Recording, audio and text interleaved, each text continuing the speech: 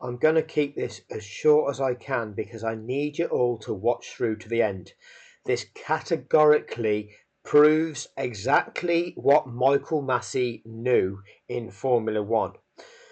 It is the 2020 Eiffel Grand Prix, and we're on lap 45 of 60. And what happened is Lando Norris, his car breaks down and he pulls over. So you can see he's parked right in a sensible position. There's no debris on the track. There's no accident. There's nothing to clear up. They've just got to move the car out of the way so a car doesn't come smashing into it. It's smoking a bit, so that's a bit dangerous. Might be something going wrong with the battery pack. Don't know. And then we get race control, safety car deployed. So we're on lap 45 of 60. And all the cars start coming into the pits to pit for fresh tyres. So you can see it's now clicked over onto lap 46. Numerous cars are coming into the pits to change tyres. You could see if I went to data view the change in any order, but I'm not going to do that on this particular video because I'm going to make it as quick as possible. So they cut to the fact that Lando's car is being craned off out of the way behind the tyres. F1 TV choose to show us race control, and so we can see clearly from this picture, 1, Masi's number 2, this guy with his head behind Masi number 3, 4, 5, 6, 7, 8. So there's at least 8 people in race control. There are at least 8 people. You would assume they are mainly FIA officials, all in the same room as Masi when decisions are being made. And on lap 49 of 60, we get the FIA notification, safety car in this lap. Okay, I'm now going to go through exactly what happened. I'll show a bit of the sky gaslighting, but the main focus is focus on what Michael Masi does. Okay, this exposes Michael Masi beyond any shadow of any doubt. Now, key bits of information. If you look at last lap time around this Grand Prix circuit, which was Hockenheim, I believe, for the 2020 Eiffel Grand Prix. The lap record that year was 1 minute 28. The lap record, the fastest lap, for Abu Dhabi was 1:26. So it's almost identical, very, very similar lap times for the circuit. This safety car incident, and you have to bear in mind, Lando Norris pulled off the track. It wasn't a crash. There was no debris on the track. Marshals were not required on the track itself to be clearing things up. It was a simple operation where the car was parked next to a crane, and the crane could literally, it was there, it could pick the car up and move it the other side of the tile wall. The only complication was the car was smouldering a little bit, so that might have added a bit, but there doesn't seem to be anything shown to us where they needed a fire extinguisher on that car. They might have done, I don't see that, but it was, relatively speaking, a simple clear up out of harm's way. The safety car was deployed on lap 40. So the incident happened on lap 44. Safety car was deployed, I believe, on lap 45. So we lose 45, 46, 47, 48, 49. We don't go racing until lap 50 because lap 49 is the lap upon which the safety car comes in at the end of that lap. Okay, so 45, 46, 47, 48, 49. 5 laps. Okay, similar lap time to Abu Dhabi, and bearing in mind the clear up operation is simple. The clear up operation in Abu Dhabi is far more complex. Okay, because as I've said before, It was a crash. You had to get a crane on track to remove that car out of the way. You had to get the marshals on track. You had to get the marshals extinguishing a fire. Then they had to brush that powder away. They had to brush the carbon fibre away. The barrier had to be checked to make sure it was safe. The clear-up operation takes far longer. Okay, so therefore, if it took 5 laps to resume racing here, then Abu Dhabi would take at least that, if not longer. So, again, quickly, data view. Simply, from 6th position downwards, which is Norris, so he's now out of the race. All right, so the only 5 cars on the lead lap, which is Hamilton, Verstappen, Ricciardo, Perez and Sainz. Every other competitor plus 1 lap. Clearly shows you on data view. Tracker view. Here at turn 6, where I'm trying to wave my cursor, that is where Norris pulls off the track. Okay, so at this stage, Lewis Hamilton is leading. He's between turn 7 and turn 8. Max Verstappen is round the other side of this hairpin bend sort of thing between turn 6 and 7. Daniel Ricciardo. Okay, now watch this. Look how far Daniel Ricciardo is back. I'm going to trace the track back, pass through where Norris is, back through where Leclerc is, back through where Gasly is, round turn 4, Hulkenberg, Raikkonen, Grosjean, Giovinazzi, Magnussen, back to the start-finish line, Latifi, Vettel, Kvyat, and all the way back here to turn 12 is where Daniel Ricciardo is in 3rd. That's a long way behind. Perez is then a bit further back round at turn 10, and Sainz is back here at turn 9. So Hamilton is not far away from lapping Sainz in 5th place. Behind Sainz was Norris, who was back round here, but then it's Leclerc. Okay, so look at the distance here. Look at the distance between Carlos Sainz in 5th position, okay, and his next competitor now is Charles Leclerc. So the distance that Leclerc has to make up to try and challenge Sainz is, Leclerc is this red dot here that I'm trying to wave at, okay, and he's got to go round here and then he can challenge Sainz. Okay, that is 6th position challenging 5th, because he'll be 6th once Norris retires, which he has done. Look at the distance that 3rd has to go in order to be able to challenge 2nd. Ricciardo has got to go around here to Kvyat, around turn 15, down the start-finish straight, around here, around here, around here, around here, down through where Norris is to there. That is the distance between 3rd and 2nd. Right? These are all the differences. And let's watch what happens, but bear these margins in mind, because you could look at every single gap between every competitor, but the key is how it's sorted out. Anyway, I'm going to play you through, listen to what Sky Sports presenters say, because again, they constantly hype things up, they constantly make things up, and they make fake drama. It's a show. It is entirely a show. And the trouble is, there's a huge proportion of the audience that hasn't got the brain power to understand that they're lying and they're just coming up with a load of bullshit. There's many of us that have watched it for years. We can see through the bullshit. We know that all the time you can watch the race and you can zone out to what they're saying, because most of what they're saying is bollocks. They're just putting forward hypothetical bullshit that you know to be bullshit, right? But there's so many unsuspecting fans that get carried away with it, and that conditions their beliefs. And that gets them excited, because all the drama and all this uncertainty, that then excites them. They're like, oh, is this going to happen? Is this going to happen? Brundle's saying this could happen. This could happen. And none of it's valid. None of it is. And I can prove it because it doesn't happen, and it never happens.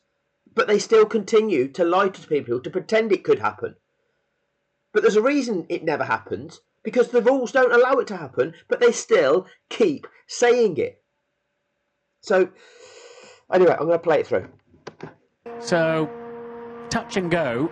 It depends how well Ricciardo's tyres hang on. So the right front looking a little bit angry. Oh, that is Lando Norris, who we have heard a lot on the radio this afternoon, going through many issues with the power unit and the sensor, and that is Lando Norris out of this race, pulling over and parking up. What are they going to do to get that out of the way easily? Will that require a safety car? It might require a virtual safety car in the way that we had when George Russell stopped a little bit earlier. He's parked up right by a tractor there. You could see it in the background, so he's found a very good place to stop. That's massive disappointment there for Lando Norris. He was having a great old battle, and as a result of that, they're getting ready in the garages here because this could be pit stop time. The yellow flags are waving where Lando Norris has stopped on the outside of turn 6. No indication yet that we're going to get a virtual safety car. Yeah, they seem to be getting ready for that. That's a really difficult car to move, sort of wedged up. So they've got to put men out on the track so they can cover it under double wave yellows. The bodywork there is trying to catch fire. They might just need to do something about that. As Lando finds the deck chair formerly owned by Fernando. Oh dear. That's a real shame. Back-to-back pointless races for Lando Norris, and this was the end today. Anti-stall kicked in, and the safety car has been deployed. So you can see the speed change of the driver. They've all slowed down. They've all got the message coming through saying safety car deployed. Full safety car. The full safety car, which at the moment, Lewis Hamilton coming around turn 11. As our race leader, Max Verstappen making his way up to turn 10. Daniel Ricciardo's come straight into the pits with the safety car being deployed. I would imagine there'll be a few others joining this one in the pits. Ted Kravitz. Yeah, this is a bit of a gift for Daniel Ricciardo, for Renault, although they're slow getting the tyres on, but eventually they get to do it. Let's see how it goes out. Well, Ted... And see there, Daniel Ricciardo's emerged out of the pits before Hamilton comes round, so he doesn't get lapped. You can see from the roof, Checo's going down the main straight at the moment. He has stayed out, didn't need to pit. No, but then he's got Daniel Ricciardo right behind him on a brand new, fresh set of tyres. Carlos Sainz pits as well, and so does Lewis Hamilton. And Red Bull are out for Max Verstappen as well. So it looks like the Hamilton-Verstappen will stay as it is. Hamilton leading Verstappen. That's a clean stop. Nothing wrong with Hamilton's stop. And then it's Verstappen in now as well. So that's changed the face of the whole Ricciardo final place for the podium fight, isn't it? Let's have a look at the Ricciardo, the Verstappen stop. Yeah, soft tyres, a little bit slow by Red Bull's high standards, but not so bad. But what this has done is it's given Racing Point track position with Sergio Perez. Has given Daniel Ricciardo fresh new tyres right behind him once we get going again. So they've swapped around. That podium battle could yet come alive, and it's also completely wiped out the gap that Lewis Hamilton had, Martin Brundle, with Max Verstappen, which was around about 11 seconds. Yeah, it's really changed the face of the race. It's the Racing Point have rolled the dice with Perez because, of course, they'll all... So Hamilton's on lap 46 now. End up stacked up behind the safety car. Perez won't only just be under pressure from Ricciardo, it'll be Sainz and others too, with his tyres that have now done 16 laps if they get a fresh set of tyres on them. Hulkenberg pitted again, comes out in 9th place. I think Gasly also came into the pits. And there you can see Bernd Maylander in the safety car picking up our race leader. It shouldn't be too long, a safety car, but this is just to clear away the McLaren of Lando Norris the outside of turn 6 and to do it as safely as possible. So Perez will pit now. He's got enough time. It'll put him back behind Ricciardo, but it'll keep him still. So, that puts him back in. They've got to be careful, though, that the... So, like I say, just on turn 6... you could see from the picture Lando Norris pulled his car right to the edge of this gravel trap, and there was a tyre wall right here where I'm waving the cursor, and all they had to do is literally hook the crane up to the car, lift it over them tyres, and that's the job done for the clear up operation. No track to clear, no barrier to check. Well, the safety car, of course, is not a virtual safety car, so the safety car's got to complete the lap. So Perez will now pit, goes behind Ricciardo, and equally fresh tyres then. So I wonder if they'll bring the safety car in right at the end of this lap with that car out of the way, or whether we might have to... I wonder, will they bring the safety car in right at the end of this lap? Remember, I'm telling you, Sky Sports are full of shit and lies. Full of shit and lies, right? But focus on what MASI does, okay? Because it's not even possible. Brundle has said, I wonder if they'll bring the safety car in at the end of this lap. Not in any way possible, not in any way in accordance with any of the rules whatsoever. And the rules will become clear because MASI bases the decisions he makes on the rules of the sport, and it demonstrates what MASI knows. Ignore Brundle and Crofty, they are liars. Get another lap. Then they might let the lap runners through, which is pretty much everybody, isn't it? Apart from the top 5. Well, that's what they always do, is to let the lap runners go through, which will give Perez a chance to be right behind Daniel Ricciardo then, when the safety car goes in. It's not mandatory to let the lap runners through, but they So there we go with the circle jerk again. Two guys just having a chat over a bit. Oh, yeah, well, they could do this, well, they could do that. Oh, it's not mandatory, it's this, it's it. Bollocks. You are the experts of the sport, but what you're doing, you are lying to the audience to hype everything up, to give them this false sense of jeopardy and of what could happen next. Anything could happen. It's utter lies.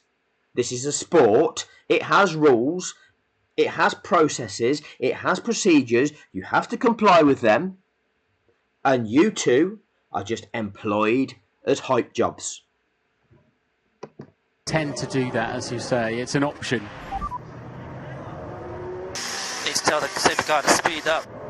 Copy, Lewis. I think this is going to take a while to get cars to bunch. So are the pit crew? Are they going? Oh, the safety car come at the end of this, or do they just go with their decisions in accordance with the rules of the sport because they know what they're doing? Because you're employed in a role where you know the rules, you know the procedures, and you will make your decisions based on the rules and the procedures. And quite simply, you'll say, yeah, not to worry, there's a long way for this to still play out. So is the safety car just decreasing its speed a bit to help the pack close together? Because obviously you don't want drivers going fast to catch up. What you want is a pace that they can all maintain and catch up eventually, because they can go a little bit faster than the ones directly stuck behind the safety car at the moment. Yeah, as this lot come across the line, Perez and Sainz are only down at the bottom of the hill in turn 7 of 15. So it will take a while for them to get here, and they can't just stick their foot down. They've got to come past any incident at reasonable speed. You can't just pin it and go. Yeah, I mean, they can when it gets cleared away, which it was looking like it was very much in the process of being cleared away. It's unsafe for him to go this slow for us guys with these tyres. Okay, copy, we'll feed that back. What Hamilton's worried about is losing temperature in those tyres, and when we get racing again, them being too cold, and the prospect of locking up going into the first corner. And they weren't new tyres, because neither him nor Verstappen had new tyres available after qualifying. Lewis is sort of doing the equivalent of somebody on the motorway asking you to, pulling up alongside and asking you to go a little bit faster in the fast lane. But they're definitely... What are you saying, Brundle? You drive on a motorway and do that? Utterly ridiculous, man. You're going to have to let the lap cars pass, because you've got Charles Leclerc in between the race leader and the second place man at the moment. Yeah, the safety car can't be out for long, Nate, because the tyres are getting so cold. Yeah, copy similar comments from Hamilton as well. But I think, just looking at where the cars are positioned, so Hamilton and Verstappen coming through turn 8 at the moment. Ricciardo, who's in 3rd place, is going through turn 5. And there's a lot of lapped cars, obviously, in between them. So this could actually take quite a while. Yeah, they don't have to let the lap cars get all the... Well, I hope... Oh, it could take a while now. I thought it was coming in at the end of the other lap. They don't. All the way... Yeah, now the lap cars can overtake, but they don't have to let them go a complete lap and catch up the crocodile again. Just get out of... So we're on lap 47. And watch the dots go by the leader on lap 47. If they're halfway around the lap, it'll do just fine. Just get out of the way. But then do they let Ricciardo... Get out of the way. Right? Get them out of the way is what Sky Sports are saying. You've heard it time and time again. They're getting them out of the way. And they're asking, do you allow 3rd place to catch up with the top 2? Ridiculous. Does 3rd place man catch up to the back of Verstappen? He will. Okay, and just check this list. Remember, the first lapped car release was Charles Leclerc in 6th position. So everybody from 6th downwards has been lapped. And that's down to 15th. Daniel Kvyat, the white dot here, just close to turn 12. So watch. Look at the start-finish line where the checkered flag bit is. Anyway, safety, yeah, before the safety car goes in. Yeah. Perez and Sainz still haven't caught up with Ricciardo, though.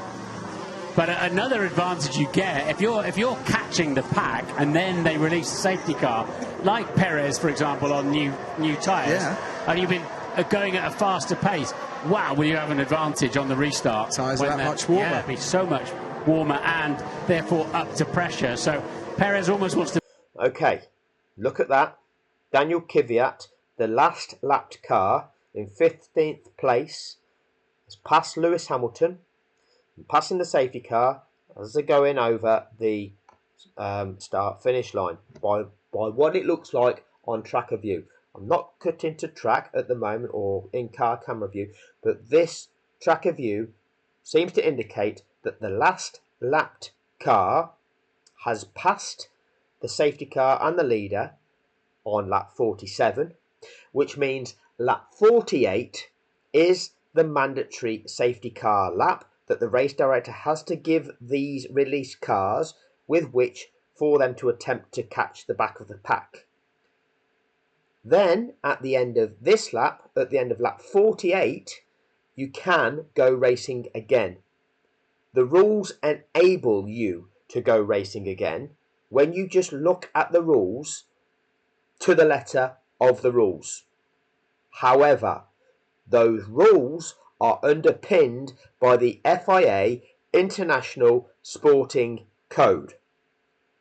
And that dictates sporting fairness to every competitor in the event. Watch.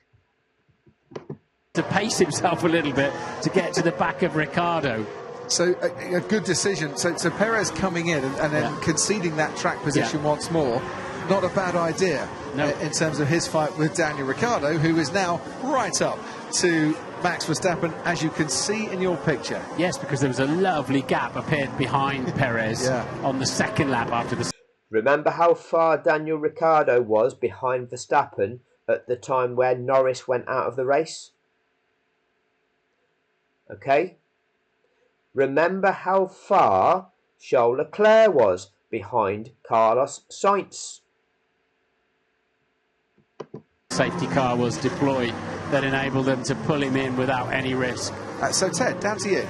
Tell you someone who hasn't passed beneath me here on the pit building is Romain Grosjean. That's because in the Haas he's on the hard tyre and it's not quick, but it is durable, and they think it can make certainly the end of the race, and it's earned him P7 at the moment, but with Pierre Gasly, Nico Hülkenberg behind him, which are quicker cars. And I've got an update on his finger. Oh good, because he has been driving through the pain barrier. Yes, exactly. He's been driving through the pain barrier and hasn't been on the radio again, so Haas tell me to update them or grouse about it. So he's being brave Roman there, and if it is causing him some pain, he's not complaining about it anymore.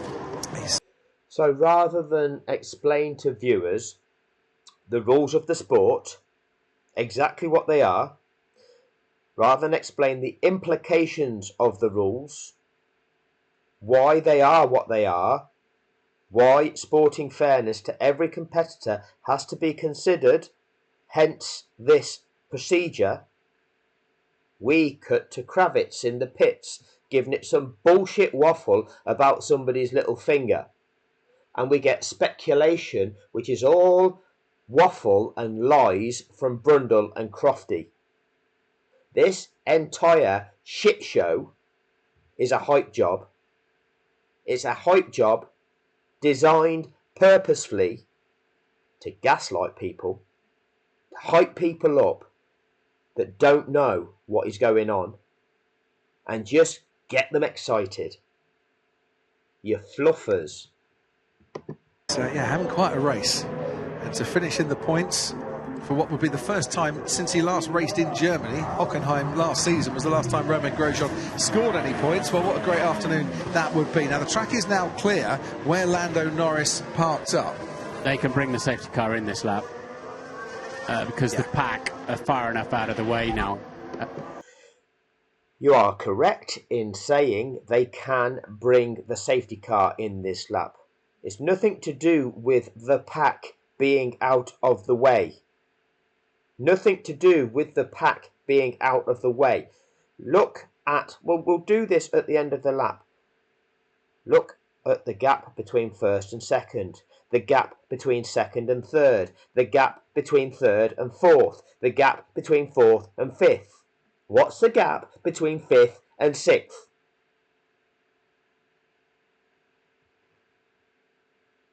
That's not sporting fairness. The safety car can't stay out another lap, mate. The tyres are way too cold. The others have much more benefit than...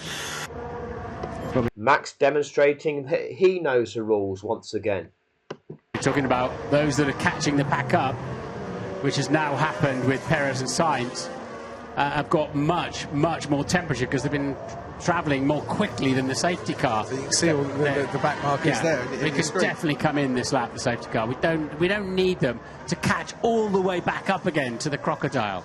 Michael Massey is the man who makes the call. He is the FIA's race director, and we're watching our timing screens. Lights are still on for the safety car, clearing the corner where Lando Norris parked up, but no indication that the safety car is coming in, and it's too late to make that decision on this lap. So we've got at least another lap then of the safety car behind. So, to the letter of the rules, they can go racing now. Massey chooses not to. Massey is using his overriding authority over the use of the safety car. His 15.3. He is using that now. That is what it is for. It is for him to determine whether or not, once you have completed the procedure, you can still prolong the use of it if sporting fairness has not been accomplished. That is his discretion. His other way of using it is if he is looking at the track and he's looking at conditions, and let's say, for example, it is raining and there's a lot of spray, and he feels if he begins racing immediately, there are likely to be accidents. He can make them lap for a couple of laps to see if the conditions improve. That is his 15.3. That is the overriding authority. The procedure is mandatory. You can't meddle with that. But what does he know? What is he choosing to do? Because he knows the purpose of the rules. He knows the purpose of the safety car rules. He knows the purpose of the FIA International Sporting Code. Behind the safety car to go. Paul just said to me from Sky Race Control, what, pit sign? And as I said, look at the gaps. First to second, second to third, third to fourth, fourth to fifth. Fifth to 6th. Bit science there, nobody will overtake him, and he will then be able to catch them back up again. So you let Daniel Ricciardo catch up half a lap, okay? But Leclerc was closer to Sainz before the incident of Norris than he is now.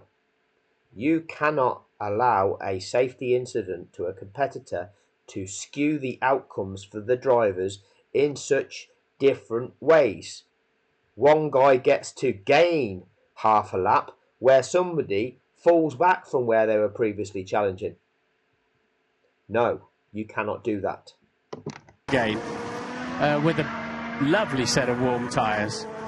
They haven't done that. No, he wasn't on a safety car's coming in this lap, but he wasn't on a new set of soft tyres anyway. He probably hasn't got a brand new set. There'd be, well, if they're in the blankets, safety car is now in this particular lap. If they're in the blankets. So it's been announced at this stage, because there's a good chance that these cars will have caught the back of the pack by the end of this lap. But also, he's made the decision, well, 1 lap is mandatory. I'll give them the additional lap, but that's enough time out of the race. That's discretion. That's where that discretion comes into it. Okay, he's giving the opportunity. And they're up to 100 front, 80 rear as they're allowed to be. It would be very handy.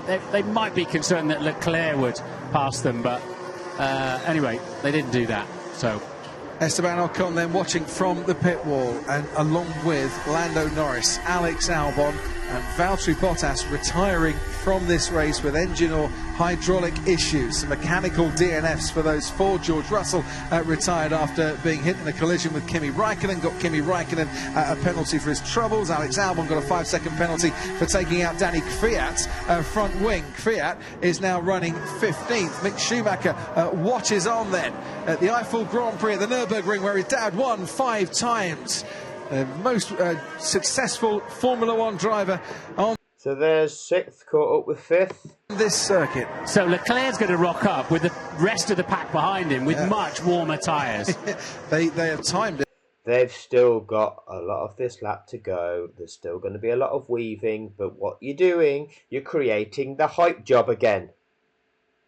You are creating this jeopardy to demonstrate to fans, oh, look at what's going to happen. On the restart, we're going to get all this extra thing because he's got better tyres now and hotter tyres. Whoa, it's going to be crazy when it restarts. Hype job. Hype job.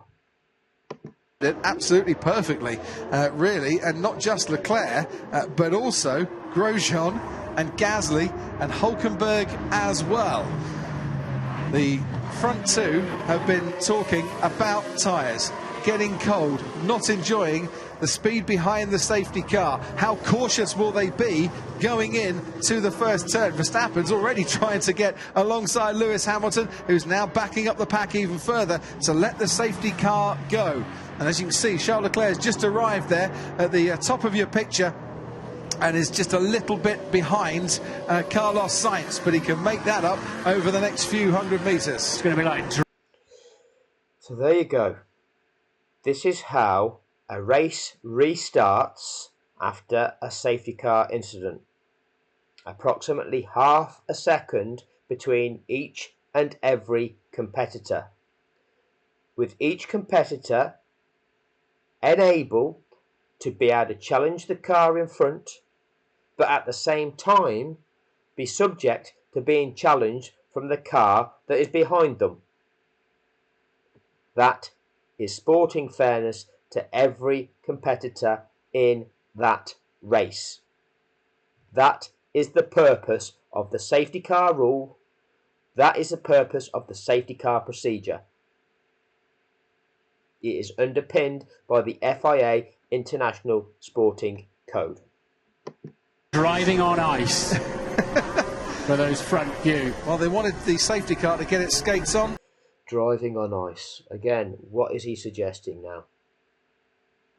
They might have to deal with a skating incident themselves here. Don't forget, of course, Hamilton's got the DAS system, and that really helps warm up the front tyres. It's exactly why Mercedes have introduced it for moments like this, and he has gone already. Verstappen is struggling a little bit. And there we go. The race restarts on lap 49. Remember, Norris was on 44. So lap 45, 46, 47, 48, 49. Sorry, the race restarts on lap 50 because the safety car was in at the end of 49. All right, so 44, 45 is a complete lap. 46, 47, 48, 49. 5 complete laps plus the part of the lap that they were on lap 44. What happened in Abu Dhabi? There were only 5 and a bit laps left of the race, but the clear-up operation was far more complex. And they got racing within 4 laps. Ridiculous. Now, I think I just said within 4 laps. It was just over 4 laps, but you understand the notion what I'm talking about. In the Eiffel Grand Prix, it was 5 and a bit laps. There were 5 and a bit laps left in Abu Dhabi. Okay, similar track length in terms of lap time. Far more complex incident to deal with in Abu Dhabi, and they went racing without doing the procedures. Now, if we go back to what MASI knows, MASI demonstrates at the Eiffel Grand Prix, as he did at the 2019 Spanish Grand Prix, where he did the same with the second safety car lap beyond the mandatory one, as he did at the 2019 Brazilian Grand Prix, where he did the second safety car lap beyond the mandatory one, as he also does at the 2020 Sakir Grand Prix. So in addition to this one, the third occasion, he does it 4 times before Abu Dhabi, and I'll evidence the Sakir Grand Prix as well. He oversees 2 safety car finishes, and this is the steward's appeal at the end of the race, which Red Bull are in attendance with. They're your stewards: Gary Connolly, Derek Warwick, Felix Holter, Mohammed Al-Hashmi. These are, I've done the video on this already. Claims of Mercedes, Red Bull's arguments in defence. Any does not mean all. Article 14.13. Right. Article 15.3. The race director look at the way Red Bull are constructing this. It's not natural, it's preconceived. Okay? Race director's evidence. The key. The race director stated that the purpose of Article 48.12 was to remove those lapped cars that would interfere in the racing between the leaders, and that it was in his view that Article 48.13 was the one that applied in this case.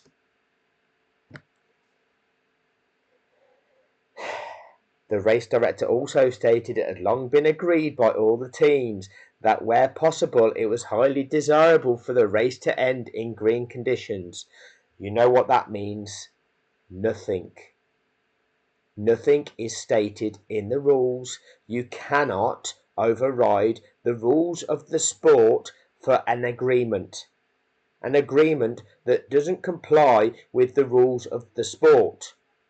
That the paying audience that understands what it's watching, that may have gambled on the outcome, on the outcome of an event that is going to be conducted in accordance with the rules, not in accordance with some little side agreement that's some secret agreement that nobody had even heard of until it's presented as some excuse after the event.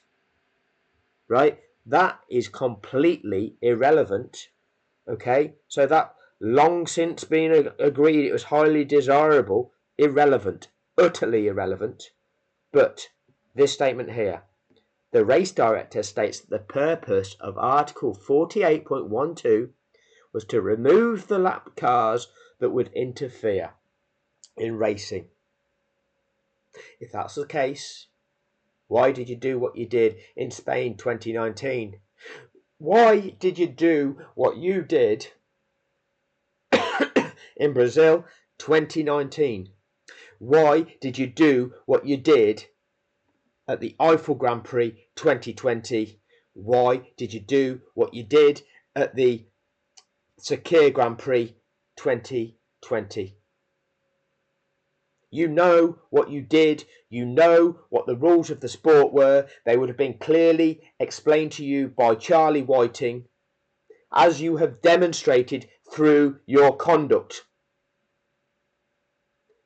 This non-disclosure agreement that you remain silent over, I don't care. You don't need to say anything.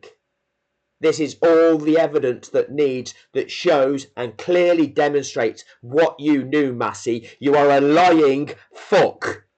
You were a filthy, lying fuck. You know what you did. You cheated. You were paid to cheat. And then you were the fall guy for it because somebody had to take the hit.